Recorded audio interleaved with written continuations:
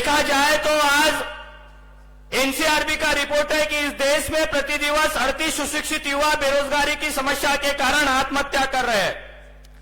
साथियों, 26 जनवरी 1950 के पहले हमारे समाज में शिक्षित, प्रशिक्षित अधिकारी और नेता वर्ग नहीं था। तब हमारा समाज आत्महत्या नहीं करता था। लेकिन आज वर्तमान में जो संविधान निर्माण डॉक्टर बाबा साहेब आंबेडकर ने हमारे लिए किया, और इस परिस्थिति में अगर वर्तमान में अगर युवा आत्महत्या कर रहा है, ये काफी हमारे लिए सोचने और समझने की महत्वपूर्ण बात है। ऐसा क्यों हो रहा है? साथियों, मैं ओबीसी कैटेगरी से आता हूं, तो मैं आप लोगों को एक बात बताना चाहता हूं। 2016 के पहले मैं बजरंग दल में काम करता था, और बजरंग दल में हमें बताया जाता था कि आपके दो शत्रु है। नंबर एक, आपका अगर कोई शत्रु होगा तो वह धार्मिक शत्रु मुसलमान है, और नंबर दो, आपका अगर कोई शत्रु होगा सामाजिक शत्रु, तो यह नीले झंडे वाले लोग हैं। ऐसा क्यों है? तो उन लोगों ने हमारे ओबीसी समाज के लोगों में यह प्रचार किया कि डॉक्टर बाबा साहब आंबेडकर ने जो संविधान लिखा हुआ है, वो संविधान केवल एससी एसटी के लोगों के लिए, ओबीसी के लिए नहीं है। और जब हम स्कूल में जाते थे, तो स्कूल में जाने के बाद में साथियों, हम जब स्कूल में बैठे रहते थे तो हमारे टीचर भी हम ओबीसी के होने के कारण 2 चावल के पैकेट देते थे, और एससी के लोगों को 4 चावल के पैकेट देते थे।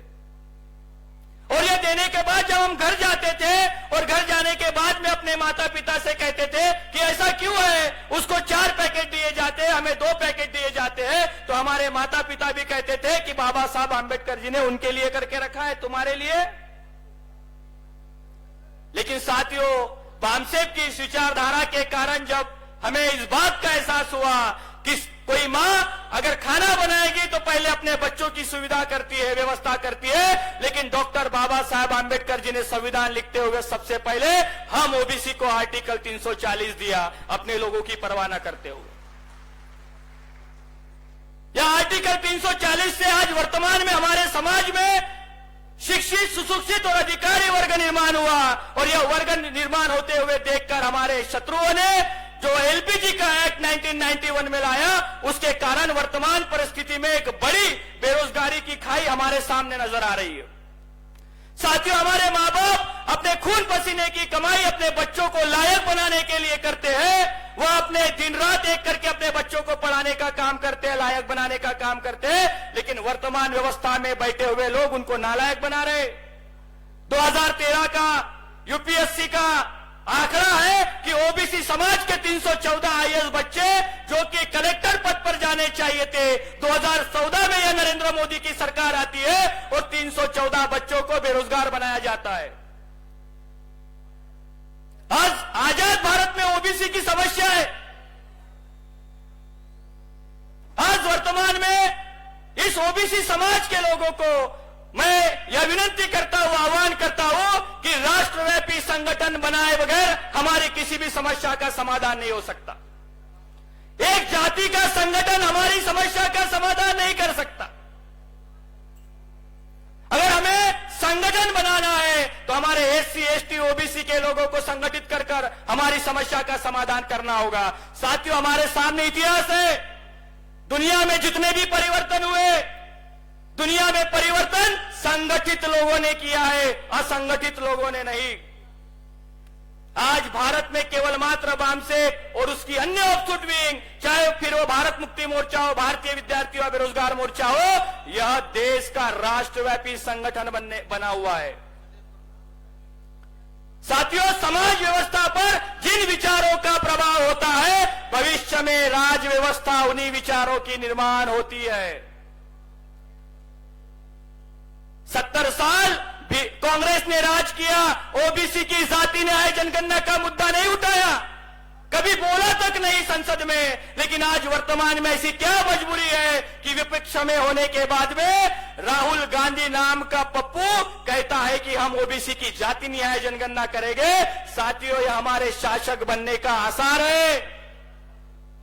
समाज व्यवस्था में हमारे विचारों का प्रभाव पड़ चुका है। भविष्य में हमारी राज व्यवस्था निर्माण होने जा रही है, लेकिन उसकी पूर्व शर्त है राष्ट्रव्यापी जन आंदोलन के प्रवर्तक माननीय वामन मेश्राम साहब कहते हैं कि आज वर्तमान में मुझे कोई भी आंदोलन करने के लिए कोई मेहनत करने की जरूरत नहीं पड़ी। ऐसा क्यों कहते हैं? उन्होंने अपने जिंदगी का समय संगठन बनाने के लिए लगाया। आज भारतीय विद्यार्थी युवा बेरोजगार मोर्चा हम भी हमारे महापुरुषों का जो आंदोलन है उस आंदोलन को सफल करने की दिशा में काम करेंगे। आने वाले समय में जो भारतीय विद्यार्थी युवा बेरोजगार मोर्चा से मदर ऑफ सुट विंग को जो आशा और अपेक्षा है, हम इसको पूरा करने के लिए हम अपनी जान की बाजी तक लगाने के लिए तैयार है। क्योंकि हम यह मान चुके हैं कि दुनिया का कोई भी संगठन हमारा मुक्ति का काम नहीं करेगा।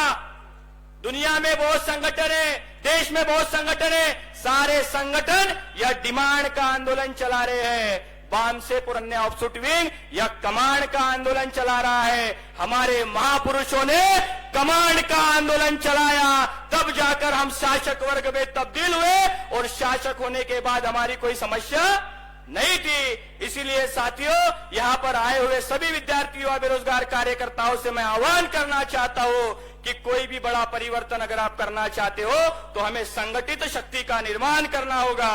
आज के इस सत्र के उपलक्ष्य पर मुझे बात करने का मौका दिया, उसके लिए मैं सभी का आभार व्यक्त करता हूं। और आप लोगों ने भी मुझे ध्यान से सुना, उसके लिए भी आप सभी का आभार व्यक्त करता हूं। पुनः इस नागभूमि में आप सभी लोग आए, इसके लिए आपका अभिनंदन करता हूं। धन्यवाद। जय मूल निवासी, जय भारत, जय मूल निवासी। इस चैनल पर दिखाए जाने वाले सभी न्यूज से अपडेट रहने के लिए चैनल को सब्सक्राइब करें और बेल आइकन को दबाना ना भूलें।